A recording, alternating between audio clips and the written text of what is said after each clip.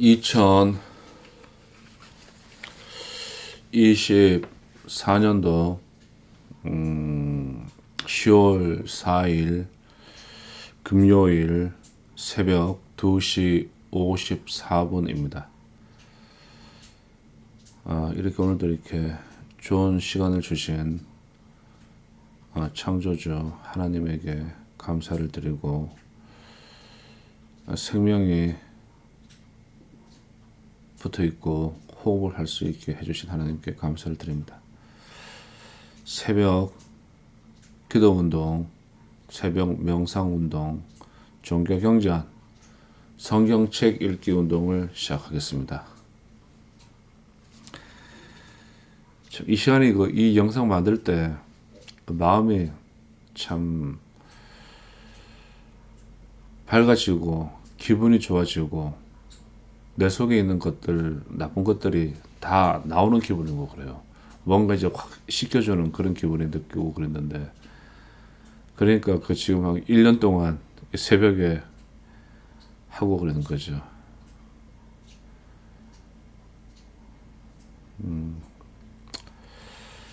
자, 의식부터 하겠습니다. 카도시, 카도시, 카도시, 아도나이, 엘로힘, 샤바옷. 거룩, 거룩, 거룩하신 하나님의 영광이 이 시간과 공간과 모든 차원들과 모든 우주들 속에 하나님의 영광,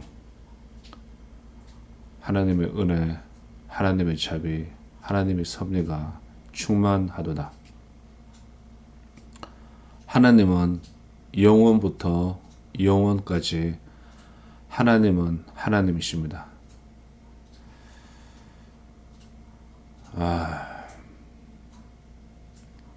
이 좋은 새벽 시간이고 그래요. 잠시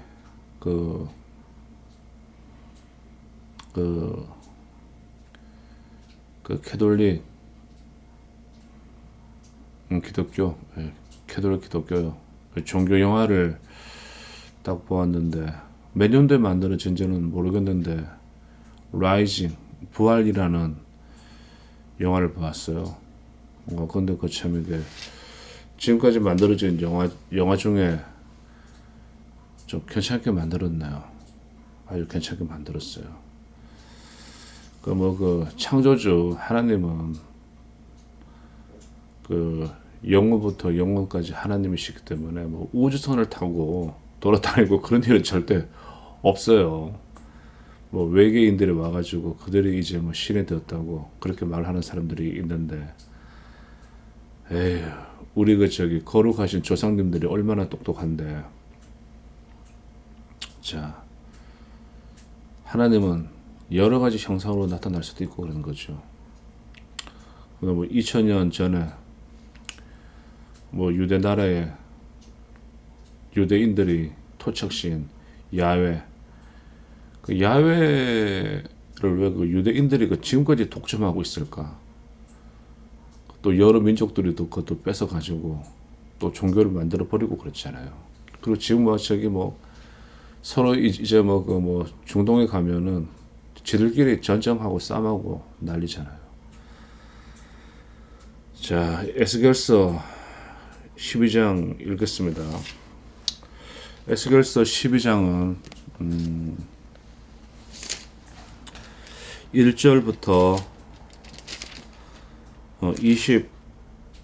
28절까지 되어 있습니다. 이스라엘 멸망을 상징으로 보여주는데, 이것도 무슨 환상, 비몽사몽 간의 현실을 본 게 아니라 에스겔이 이제 영매의 입장으로서 신의 이끄는 대로 본 것을 기록했는데, 다른 사람은 본 적이 없고 오직 에스겔만 이거를 보고 자기가 본 것을 기록을 해 놓았어요. 난감합니다. 난감해. 에스겔만 보지 않고 수만 만 명 정도가 보고 그랬으면은 인류 역사가 좀 이제 더 발전되지 않았을까, 그런 생각도 드는데, 읽겠습니다. 에스겔 12장 여호와의 말씀이 또 내게 임하여 가라사대 인자야 너가 패역한 족속 중에 거하도다. 그들은 볼 눈이 있어도 보지 아니하고 들을 귀가 있어도 듣지 아니하나니 그들은 패역한 족속임이니라. 인자야 너는 행구를 준비하고 낮에 그들의 목전에서 이사하라. 너가 너 처소를 다른 곳으로 옮기는 것을 그들이 보면 비록 패역한 족속이라도 혹 생각이 있느니라. 잘 보인다. 이 돋보기 써야 됩니다. 너는 낮에 그 목전에서 너 행구를 밖으로 내기를 이사하는 행구 같이 하고 저물 때에 너는 그 목전에서 밖으로 나가기를 포로되어 가는 자 같이 하라. 너는 그 목전에서 성벽을 뚫고 그리로 쫓아옮기되 캄캄할 때에 그 목전에서 어깨에 메고 나가며 얼굴을 가리우고 땅을 보지 말지어다. 너는 내가 너를 세워 이스라엘 족속에게 징조가 되게 함이니라 하시기로 내가 그 명대로 행하여 낮에 나의 행구를 이사하는 행구같이 내어놓고 저물 때에 내 손으로 성벽을 뚫고 캄캄할 때에 행구를 내어다가 그 목전에서 어깨에 메고 나가니라. 이튿날 아침에 여호와의 말씀이 또 내게 임하여 가라사대 인자야 이스라엘 족속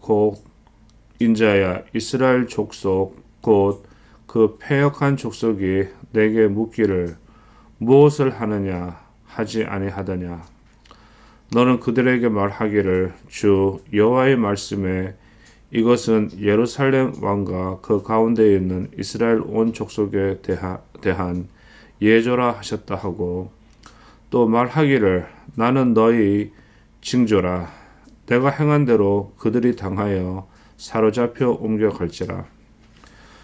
무리가 성벽을 뚫고 행구를 그리로 가지고 나가고 그 중에 왕은 어두울 때에 어깨에 행구를 메고 나가며 눈으로 땅을 보지 아니하려고 자기 얼굴을 가리우리라 하라. 내가 또 내 그물을 그의 위에 치고 내 올무에 걸리게 하여 그를 끌고 갈대아 땅 바벨론에 이르리니 그가 거기서 죽으려니와 그 땅을 보지 못하리라. 내가 그 호위하는 자와 부대들을 다 사방으로 흩고 또 그 뒤를 따라 칼을 빼리라. 내가 그들을 이방인 가운데로 흩으며 열방 중에 해친 후에야 그들이 나를 여호와인 줄 알리라.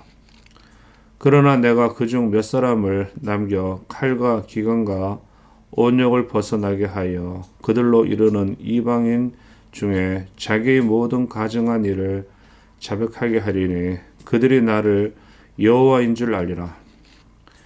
여호와의 말씀이 또 내게 임하여 가라사대 인자야 너는 떨면서 너 식물을 먹고 놀라고 근심하면서 너 물을 마시며 이 땅의 백성에게 말하되 주 여호와께서 예루살렘 거민과 이스라엘 땅에 대하여 이르시기를 그들이 근심하면서 그 식물을 먹으며 놀라면서 그 물을 마실 것은 이 땅 모든 거민이 강포를 인하여 땅에 가득한 것이 황무하게 됨이라.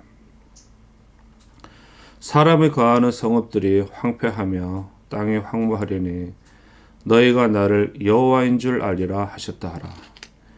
여호와의 말씀이 또 내게 임하여 가라사대 인자야 이스라엘 땅에서 이르기를 날이 더디고 모든 묵시가 응험이 없다 하는 너희의 속담이 어찌미뇨. 그러므로 너는 그들에게 이르기를 주 여호와의 말씀에 내가 이 속담을 그치게 하리니 사람이 다시는 이스라엘 가운데서 이 속담을 못하리라 하셨다 하고 또 그들에게 이르기를 날과 모든 묵시의 응함이 가까우니 이스라엘 족속 중에 허탄한 묵시나 아첨하는 복술이 다시 있지 못하리라 하라.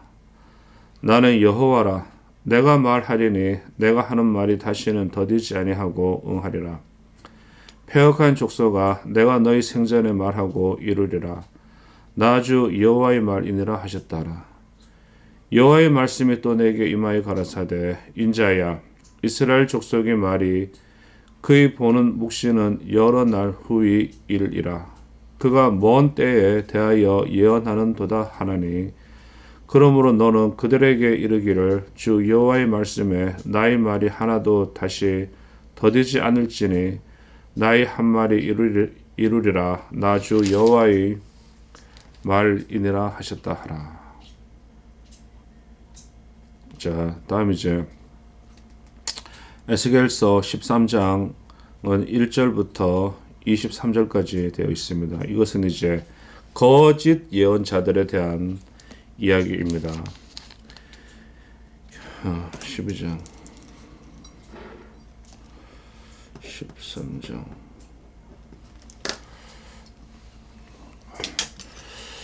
읽겠습니다. 여호와의 말씀이 내게 임하여 가라사대, 인자야, 너는 이스라엘의 예언하는 선지자를 쳐서 예언하되, 자기 마음에서 나는 대로 예언하는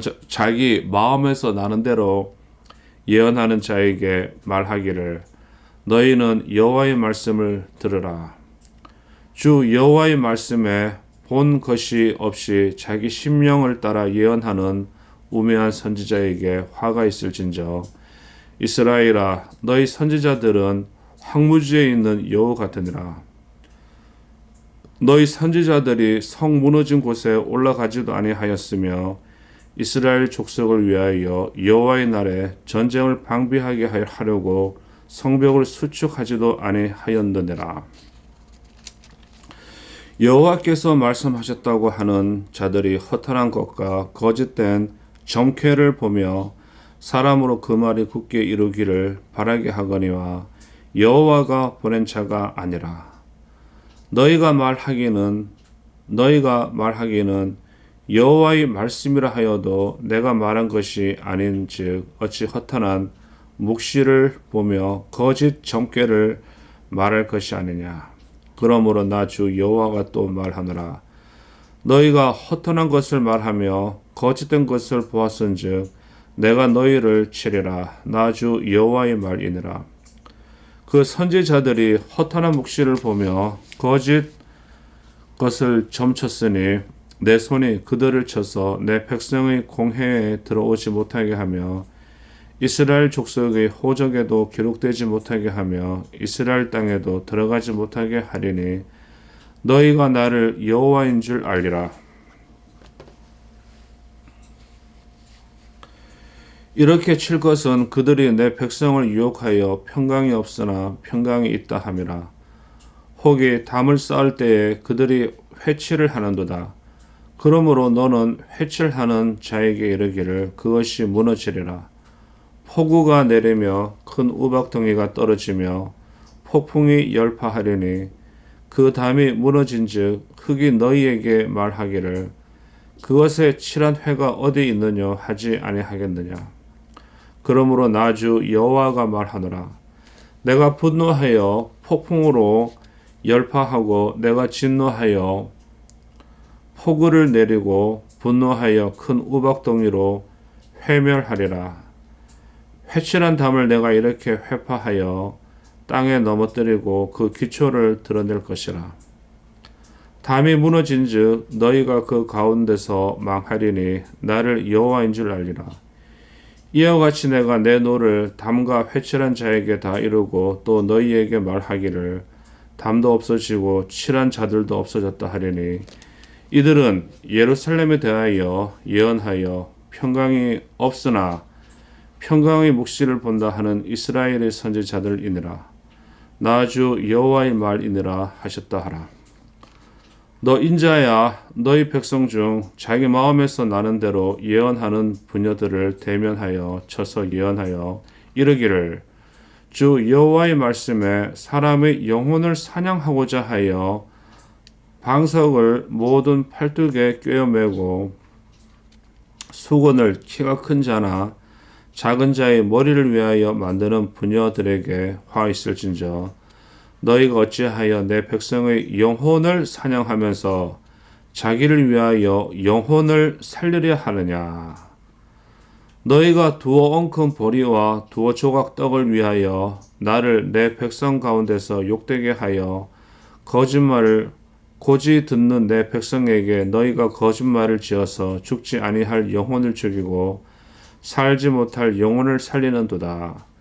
그러므로 나 주 여호와가 말하노라.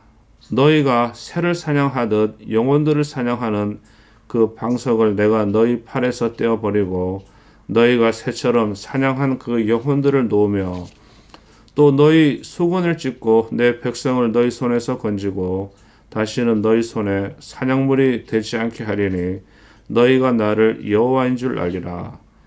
내가 슬프게 하지 아니한 의인의 마음을 너희가 거짓말로 근심하게 하며 너희가 또 악인의 손을 굳게 하여 그 악한 길에서 돌이켜 떠나 삶을 얻지 못하게 하였은즉 너희가 다시는 허탄한 묵시를 보지 못하고 전복도 못할지라.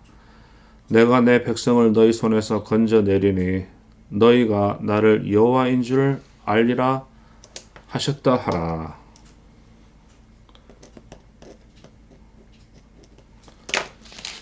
자, 우상 숭배에 대한 경고입니다.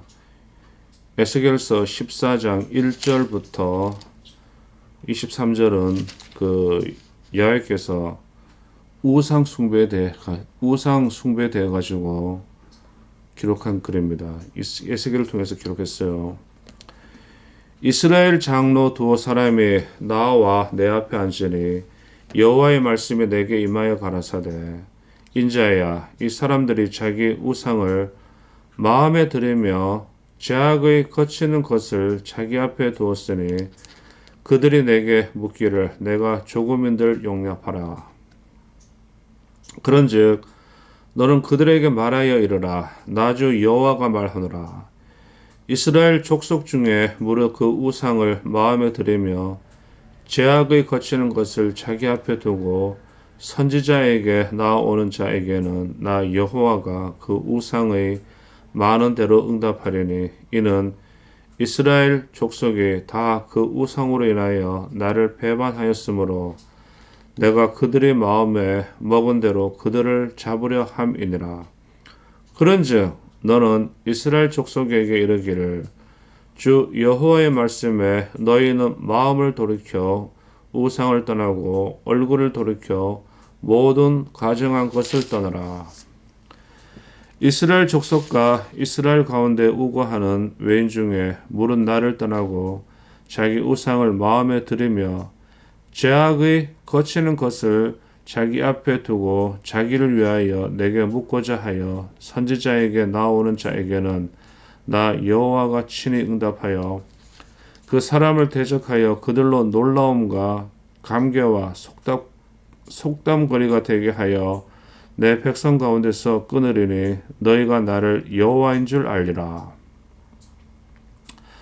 만일 선지자가 유혹을 받고 말을 하면 나 여호와가 그 선지자로 유혹을 받게 하였음이니와 내가 손을 펴서 내 백성 이스라엘 가운데서 그를 멸할 것이라. 선지자의 죄악과 그에게 묻는 자의 죄악이 같은즉 각각 자기의 죄악을 담당하려니 이는 이스라엘 족속으로 다시는 미혹하여 나를 떠나지 않게 하며 다시는 모든 범죄함으로 스스로 더럽히지 않게 하여 그들로 내 백성을 삼고 나는 그들이 하나님이 되려 함이니라. 나 주 여호와의 말이니라 하셨다 하라. 책임은 개인에게 있다. 모든 책임은 개인에게 있는 게 맞는 말이고 그래요. 여호와의 말씀이 또 내게 임하여 가라사대 인자야 가령 어느 나라에 불법하여 내게 범죄함으로 내가 손을 그 위에 펴서 그 의뢰하는 양식을 끊어 기근을 내려서 사람과 짐승을 그 나라에서 끊는다 하자. 비록 노아, 다니엘, 욥 이 세 사람이 거기 있을지라도 그들은 자기의 의로 자기 생명만 건지리라. 나 주 여호와의 말이니라. 가령 내가 사나운 짐승으로 그 땅에 통행하여 적막해 하며 황무케 하여 사람으로 그 짐승을 인하여 능히 통행하지 못하게 한다 하자.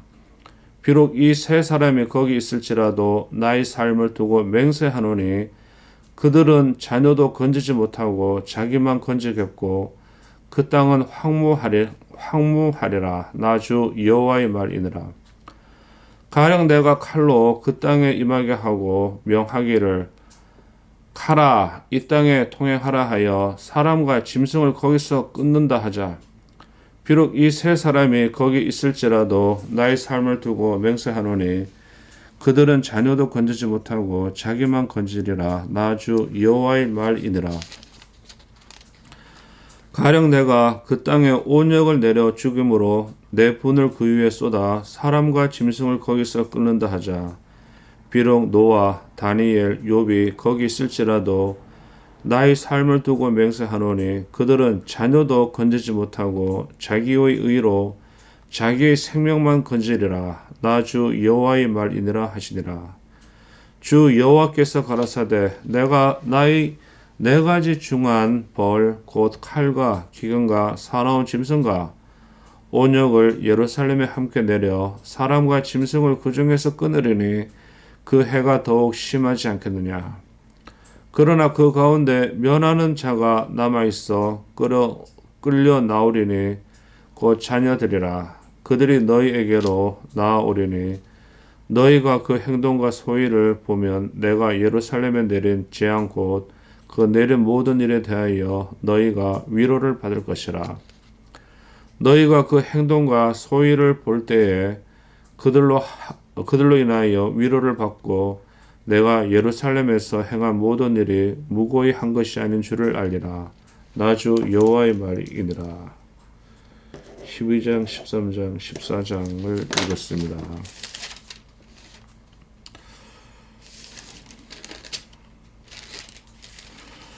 자, 12장. 이스라엘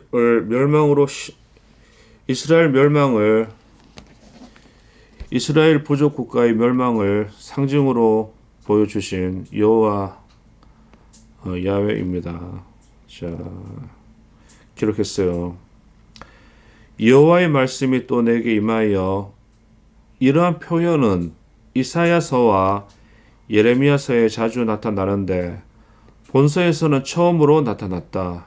이후로는 하나님이 이 사항을 통하여 이스라엘을 가르치기보다는 직접적인 말씀과 에스겔의 상징적인 행동을 통하여 가르치려 하심을 알 수 있다. 2절 본론이 있어도 듣지 아니하나니. 구약에서 우상의 특징을 말할 때 사용하는 대표적인 표현법이다. 패역한 이스라엘이 하나님을 따르지 않으므로 이제 그들도 우상을 닮아 무엇이 옳고 그른지를 제대로 구분하지 못하게 되었다. 예수께서는 마태복음 5장 3절 7절에서 옳고 그름의 태도를 분명히 하라고 말씀하셨다.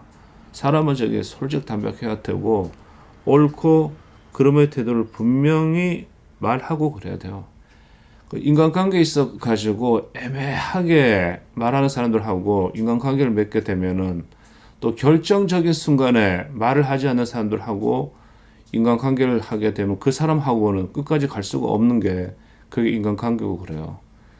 뭐 제일 처음에 이제 같이 일을 협력해가지고 하고 그러다가 좀 자기가 불리하고 그러면은 솔직 담백하게 말하면 되는데 거기에 대해서 말을 하지 않고 뜸을 들이고 자기는 말하지 않겠다고 뭐 위하는 척하고 인내하는 척 하는 사람들하고는 말을 쏟고 그 일을 도모하게 되면은 그 사업은 망하게 되어 있고 그래요. 그래서 인간관계가 이 세상에서 가장 어려운 겁니다. 자, 3절에서 7절. 이러한 상징적 행위는 이사야, 예레미야에게서도 볼 수 있는 것들이다. 행군은 이사할 때 쌀과 쌓아 가지고 행구는 이사할 때 쌓아 가지고 가는 가재 도구의 보따리를 말한다. 에스겔이 이 행구를 메고 대낮에 이사를 하면 백성들이 이 모습을 보고 자신들이 포로로 잡혀갈 것을 깨닫지는 않을까 하는 마음으로 하나님께서는 그에게 그런 상징적인 행동을 하도록 명하셨다. 성벽을 뚫고 나가라는 것은 11장 3절에서처럼 심판이 임박했음에도 불구하고 예루살렘이 자신들이 안전한 가마가 된다고 생각하여 다음에 색칠하는 자들에게 예루살렘 성벽이 무너져 내릴 것이라는 하나님의 경고다. 얼굴을 가리우고 땅을 보지 말지어다. 라는 것은 13절의 해석처럼 시드기야 왕이 두 눈을 뽑히고 바벨론으로 끌려간 것을 미리 보여주신 것이다. 3절의 혹으로 번역된 히브리어 울라이는 혹시 행여라는 뜻인데 이는 패역한 이스라엘을 향한 하나님의 애타는 사랑을 잘 나타내 준다. 10절 예조라는 말은 예언이라는 뜻으로 예조라는 말은 예언이라는 뜻으로서 이사야서, 예레미야서, 호세아서, 나홈서와 같은 다른 선지서에서도 흔하게 나타나고 있다. 그러나 에스겔은 이 표현을 여기서 단 한 번 사용하고 있다. 거짓 선지자들이 이 말을 많이 사용하여 단어의 의미가 변질되었기 때문에 대체적으로 예언이란 말을 피하고 여호와의 말씀이란 표현을 사용하였다. 12절 왕은 어두울 때 얼굴을 가리우리라. 성경을 통해 보면 이 예언은 이루어졌다. 유대가 멸망할 때 왕이었던 시드기야는 동산의 견문 통로를 통해서 달아나다가 여리고 평지에서 바벨론 군대에게 사로잡혔다.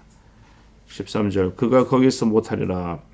이 예언은 시드기야 왕이 바벨론 군대를 피하여 도망가다가 이스라엘 북쪽 경계인 히마 땅 림나에 이르러 바벨론 군대에게 두 눈을 뽑히고 바벨론 땅으로 끌려가서 종신토록 옥중에 있다가 죽은 사실로 성취되었다. 14절 이 기절에서는 에스겔은 시드기야가 무장한 군사로 호위병을 삼을지라도 아무 소용이 없다고 말한다. 왜냐하면 하나님께서 모든 호위병을 흩어버리시기 때문이다.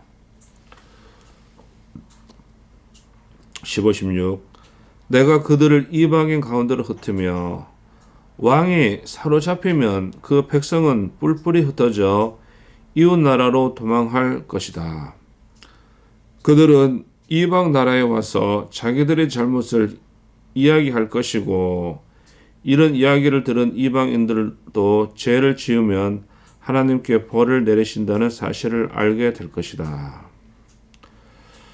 17절 19절 이 예언은 4장 9절 17절의 말씀과 비슷하다. 에스겔은 유대인들에게 다가올 기근에 대해 전하라는 명령을 받는다.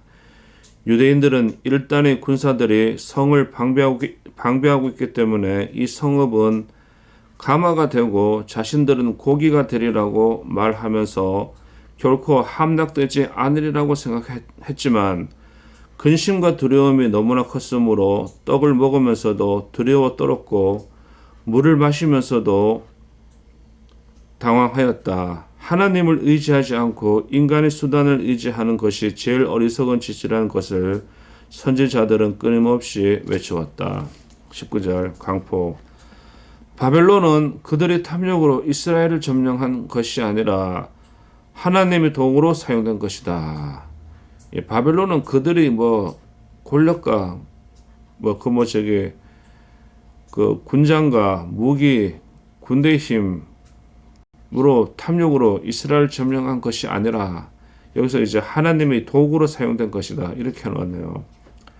강포로 번역된 히브리어 하마스는 모든 종류의 손상을 의미하지만 일반적으로 폭력과 강탈을 의미한다. 이거 저쪽 지방이고 이거 그러니까 우리하고는 좀 어렵네요. 자, 마찬가지로 속담 양식으로서 주로 거짓된 사실들을 유포하여 이스라엘을 현혹시켰던 속담들이다. 이는 아마도 잘못된 지도자들이 퍼뜨리는 속담이 아닐까 하고 생각된다. 23절 하나님께서는 사실을 사실대로 보지 못하게 하고 하나님께서는 사실을 사실대로 보지 못하게 하고 거짓을 진실인 양 꾸며대는 자들의 관계를 그냥 보고 계시지 않는다고 말씀하신다. 오늘날도 마찬가지이나 주변 정세가 어지러웠던 이스라엘에는 거짓 예언과 거짓 점장이들이 많아서 불안해하는 이스라엘 사람들이 마음을 현혹시켰다. 24절 아첨하는 복술. 25절 나는 여호와라 응하리라. 이 말은 패역한 족속아 내가 너희 생전에 내 종들에 의해 말한 것을 시행하리라는 말이다. 이스라엘은 항상 예언이 늦게 이루어질 것이라고 생각하고 행동하였으나 그분께서 말씀하시는 그날 곧 심판의 날이 속히 임할 것이다. 마지막 절은 한 가지 다른 것은 이스라엘 족속이 에스겔을 선견자와 선지자로 인정한 점이다. 그들은 에스겔의 예언이 성취되기는 하되 다만 먼 미래에 완성될 것이라고 주장했다. 이에 대해 에스겔은 자기가 말한 것이 하나도 더디게 성취되지 않을 것이라고 말한다.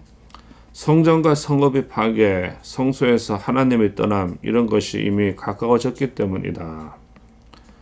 자, 또 이제 재미있는 거 있어요. 거짓 예언자들에 대한 그 설명이고 그래요. 자기 마음에서 나는 대로 예언하는 자. 사람의 마음은 이 세상의 만물보다 거짓된 것이기에 마음에서 나는 것으로 하나님에 대하여 참말을 할 수가 없다. 우면 선지자로 번역된 히브리어 네비언 네발립은 미련한 예언자라는 뜻이다. 이 히브리어 표현은 일종의 언어 유희로서 거짓 선지자의 존재를 잊어버리지 않도록 하기 위해 표현된 것이다. 히브리어 성경에는 이런 표현이 자주 나온다. 그 대표적인 예로 창세기 2장 23절에 남자 이슈에게서 치하선즉 여자 이샤라 칭하리라가 있다. 무슨 말인지 모르겠어요.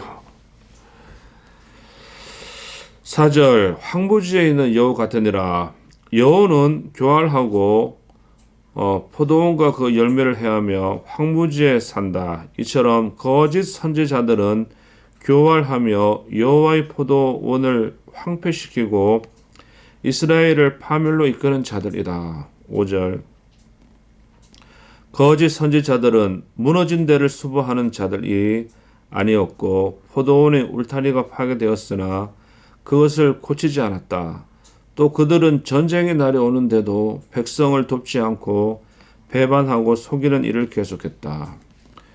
6절 7절 당시 거짓 선지자들은 백성에게 회개를 요구하지 않고 좋은 소망만 약속하였다. 당시 거짓 선지자들은 백성에게 회개를 요구하지 않고 좋은 소망만을 약속하였다. 이러한 지도 방법은 허망한 것이며 윤리나 신앙 문제는 안중에 두지 않고 좋은 운수만을 말하는 점술가들이 행하는 방법이로다. 내 백성의 공예로 번역된 히브리어 소드는 큰 대중의 집회를 가리키는 것이 아니라 계획을 함께 심의하고 수행하는 자들의 비밀 회의를 가리킨다. 그러므로 이 기절은 내 백성의 모임 중에 들지 못할 것이다 라고 풀이해서 읽을 수 있다. 이스라엘 땅 할인이 모든 사람들에게 고국으로 돌아가는 자유가 허용되었으나 거짓 선지자들은 여기서 제외되었다. 벌을 받았구나. 그러므로 에스겔은 백성에게 공통적으로 부여된 귀한의 축복으로부터 거짓 선지자들이 제외됨으로써 하나님의 진노가 명백히 드러날 것임을 가르쳐주고 있다. 자, 회칠, 진흙, 에스겔. 자, 이거 뭐 읽어야 되겠네요. 회칠, 이것은 좋지 못한 석회나 벽토로 그 결함을 숨기기 위해 외관만을 보기 좋게 칠하는 것을 말한다. 즉 거짓 선지자들은 평화가 분명히 없음에도 불구하고 평화가 있다는 거짓말로 우리를 유혹한다. 이 거짓말하는 놈들이고 그래요. 11절 진흙 담은 겨울비와 우박에 견디기 어려워 늘 수리해야 한다. 진흙 담은 겨울비와 우박에 견디기 어려워 늘 수리해야 한다. 벽에 판자만을 가리웠을 뿐 폭풍에 견딜 만큼 견고하게 고치지 못했다는 것은 평화가 없음에도 불구하고 평화가 있다고 주장하는 거짓 선지자들을 비유하여 풍자한 것이다. 12절 에스겔은 거짓 선지자들의 온갖 예언과 장담이 헛소리로 판명되면 그들은 모든 사람에게 웃음거리가 되리라는 것을 이 기절에서 확증하고 있다. 14절 회칠한 담을 기초를 드러낼 것이라. 하나님이 예루살렘 성벽을 무너뜨림으로써 거짓 예언으로 백성을 기만한 사기꾼들의 과오가 모두 드러나게 된다. 따라서 그들은 더 이상 위장할 수 없을 것이며 그들의 수치가 모든 사람들에게 드러난다는 것이다. 17, 23절 이 부분에는 이스라엘의 종교 생활에 있어서 여성의 위치에 대한 여러 가지 묘사들이 나타나 있다. 이스라엘에는 다른 이방 나라보다도 종교 생활에 있어서 여성의 역할이 두드러졌다. 모세가 태어날 때 산파, 부하와 십보라는 결정적인 역할을 하였고 에스더는 위기에 처해 있던 이스라엘 민족을 그 위기에서 구해냈으며 예수를 무덤에 장사 지내고 나서 그를 찾아낸 사람들도 여인들이었다. 그러나 이 부분에서는 여인들이 부정적인 측면에 대해 언급하고 있다. 18절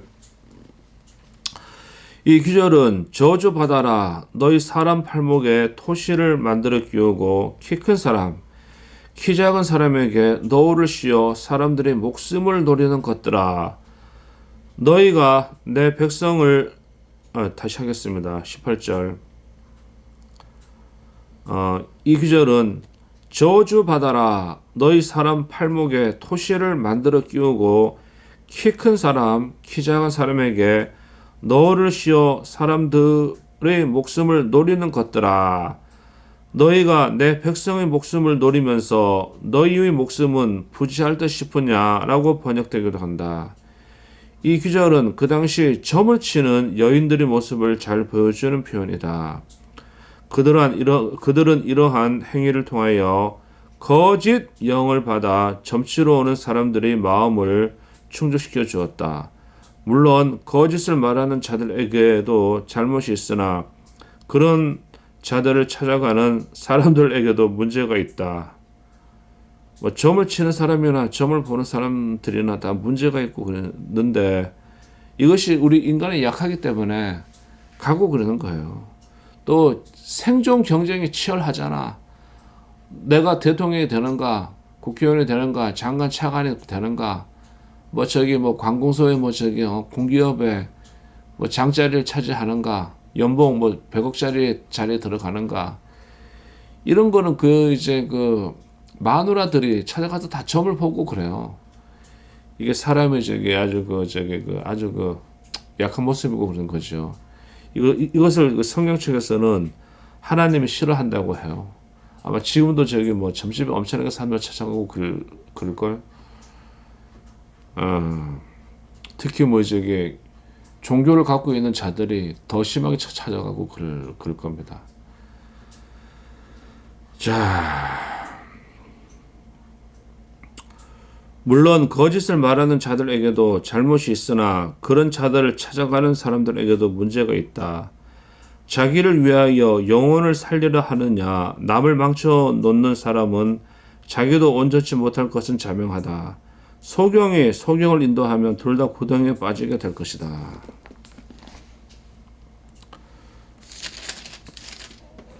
19절 너희가 떡을 위하여 예전부터 이스라엘 종교 풍습 가운데에는 예언자들에게 적으나마 보수를 주고 예언을 부탁하는 경우가 있었다. 그러나 미가서 3장 5절을 보면 이 규절과 마찬가지로 그러한 행위를 업으로 삼아 먹고 살았던 거짓 예언자들이 있었다. 20절 그 방석을 떼어버리고 그 방석이란 백성을 속이기 위한 거짓된 모든 의식을 의미한다. 여기에서 하나님은 사냥꾼들을 비유로 들어 영혼이 그들의 사냥감이라는 의미로 너희가 내 백성의 영혼을 사냥했다라고 말씀하신다. 21절 너희가 나를 여호와인 줄 알리라. 22절 하나님이 분노하신 것은 거짓 여선지자들이 의인들의 마음을 악한 예언으로 근심하게 하고 또 악인을 거짓 소망으로 속임으로써 악인들이 잘못된 길에서 돌이켜 새로운 삶을 살지 못하게 했기 때문이었다. 자기 우상을 마음에 들이며 나 여호와가 그 우상에 많은 대로 응답하려니 우상을 섬기는 자들은 스스로 정죄할 요소를 이미 갖추고 있기 때문에 하나님의 대답을 얻을 수가 없다. 따라서 이 규절은 선지자에게 앞날의 일에 관해 물으려는 어리석은 자들을 하나님이 책망하신 것을 나타낸다.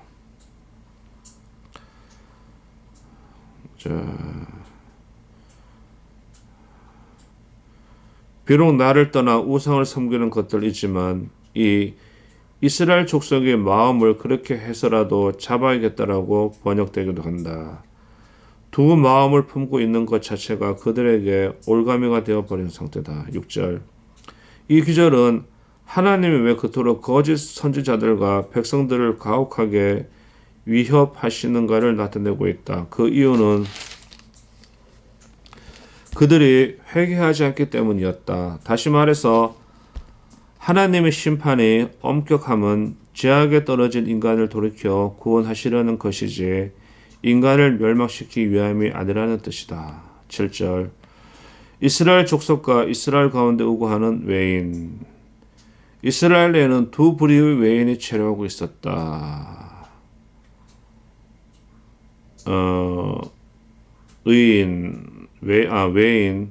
외인은 다음과 같은 관점에서 이해해야 한다. 하나, 그곳에서 이스라엘인들과 같이 살았으나 끝까지 할례를 받지 않는 불경한 자들이다. 포경 수술을 하지 않은 자들이고 그래요. 이스라엘인들과 같이 살았으면서. 두 번째는 비록 신선한 믿음의 족속의 후손이 아니고 성지의 본토인들이 아니라 하더라도 할례를 받고 신앙에 속한 자들이다. 두 번째는 좀 낫네요.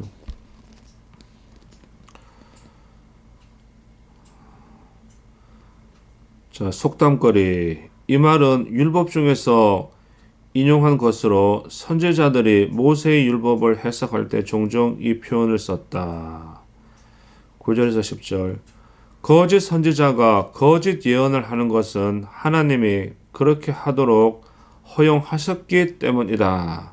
하나님은 사람들이 의를 사랑하기보다 불의를 쫓아갈 때 그들을 멸하시기 위하여 그들 가운데 거짓 선지자의 일어남을 허락하실 뿐만 아니라 미혹하는 영을 보내시기도 한다. 즉 미혹당하는 것 자체가 하나님의 의로우신 심판이라고 말할 수도 있다. 이것은 무슨 괴범 같네요. 이건 좀 이제 좀 이상하네. 다시는 미혹하여 더럽히지 않게 하여. 선지자는 의도적으로 그들의 죄악을 상세히 언급하는데 이것은 하나님의 긍휼을 더욱 강조하기 위해서다. 왜냐하면 만일 그들의 죄가 지극히 가벼운 것이었다면 하나님의 용서가 그토록 뚜렷하게 드러나지는 않았을 것이기 때문이다. 12절에서 20절. 레위기에서도 이 부분과 비슷하게 언급되어 있다. 즉, 네 가지 응징의 방법과 모세와 사무엘을 언급하면서 그러한 의인들이 있을지라도 이스라엘 백성을 구원하는 일에는 도움이 되지 못할 것이라고 말하고 있다. 노아는 홍수 전에 악한 인류를 구원하지 못했고, 욥도 자신의 아들들을 다시 하겠습니다. 노아는 홍수 전에 악한 인류를 구원하지 못했고, 욥도 자신의 아들들을 구원하지 못했다. 이런 게 또 있네. 다니엘은 왕의 총애를 받았을지라도 유대 민족과 예루살렘을 보존할 수 없었다. 왜냐하면 이스라엘의 죄악이 너무 커서 그러한 의인들이 아무리 노력해도 그들에게 임할 심판은 피할 수 없기 때문이었다. 14절 자기의 생명만 건지리라. 여기서 건져냄은 영생을 말한다기보다 이 세상 환난에서 생명이 구원받게 됨을 의미한다. 15, 16절 둘째 재앙인 짐승에 대하여 언급하고 있다. 성경에는 네 가지 재앙이 자주 언급되고 있다. 즉 기근과 맹수와 전쟁과 온역이 그것이다. 18절 이 부분은 셋째 재앙인 전쟁에 대하여 언급하고 있다. 전쟁을 인간적인 측면에서 생각해 보면 맹목적인 충동에 의하여 우발적으로 일어나는 듯하다. 그러나 여기에서 하나님은 어떤 나라에 칼을 통각해 하여 사람과 짐승을 멸절토록 하는 것은 바로 하나님 자신이라고 명백히 선포하신다. 20절 이 부분에서는 넷째 재앙인 온역이 언급되고 있는데 하나님은 자녀들이 아니라 자녀라고 말씀하고 있다. 복수가 아니라 단수라고 말씀하고 있다. 그것은 아들 하나 혹은 딸 하나라도 죽음에서 구해낼 수 없음을 강조한다. 20절 이스라엘의 역사상의 심판에 대한 교훈을 말한다. 그런데 이 구절에서는 5장 17절과 마찬가지로 지금까지의 역사에서 볼 수 있었던 심판이 앞으로 유대에게 임할 심판에 비하면 오히려 경미한 것이라고 말하고 있다. 왜냐하면 노아, 모세, 사무엘, 욥, 다니엘 시대에 내렸던 심판은 단편적이었기 때문이었다. 22. 면하는 자는 무엇인가 하니 에스겔도 이사야와 같이 남은 자에 대하여 이미 여러 번 말하였다. 그러나 에스겔이 말하는 남은 자는 이사야서의 남은 자와는 의미가 약간 다른 면하는 자, 즉 심판을 면한 자라는 뜻이 더 강하다.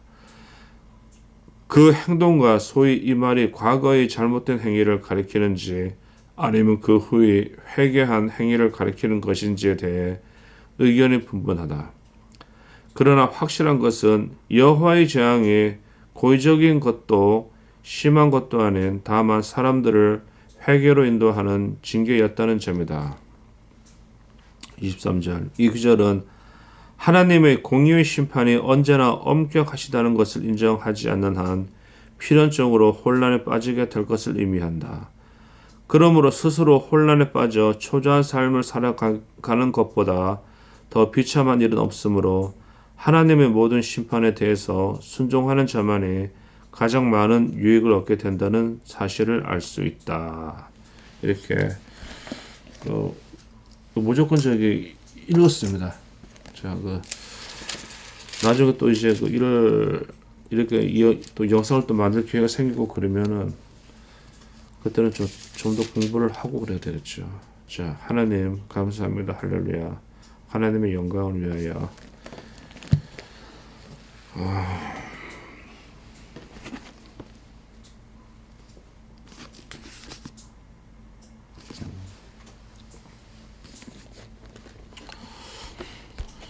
하늘에 계신 하나님 아버지여, 이름이 거룩히 여김을 받으시오며 나라에 임하옵시오며 뜻이 하늘에서 이루어진 것 같이 이 지구 행성에서도 이루어지나이다.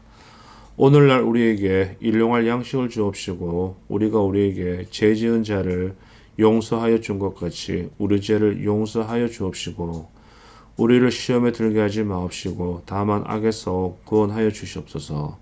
대개 나라와 권세와 영광이 하나님 아버지께 영원히 싸움나이다. 아멘. 전지전능하사 천지를 만드신 하나님 아버지를 내가 믿사오며 하나님의 아들 예수 그리스도를 믿사오니 예수님은 성령으로 잉태하사 마리아에게 나시고 빌라도에게 고난을 받으사 십자가에 못 박혀 죽으시고 장사한 지 사흘 만에 죽은 자 가운데서 다시 살아나시며 하늘에 오르사 전지전능하신 하나님 우편에 앉아 계시다가 저리로서 산자와 죽은 자를 심판하러 오시리라. 성령을 믿사오며 거룩한 공회와 성도와 서로 교통하는 것과 죄를 용서하여 주시는 것과 몸이 다시 사는 것과 영원한 생명을 주는 것을 믿사옵나이다. 아멘. 현재 시간 2024년도 10월 4일 새벽 3시 45분입니다. 지금 이제 밖에 나가게 되면은 그 서울 하늘에서도 이 별들을 볼 수가 있고 그래요. 지금 시간에 보이는 별자리들은 이제 오리온 자리가 엄청나게 아름답게 밤하늘을 가로지르고 있고 그래요. 거기에 이제 시리우스 프로큐어하고 지금 이제 목성이 그 하늘에 떠 있어 가지고 엄청나게 빛납니다. 이렇게 하늘의 천체는 태양, 행성, 별들은 정확하게 돌아갑니다. 오, 감사합니다.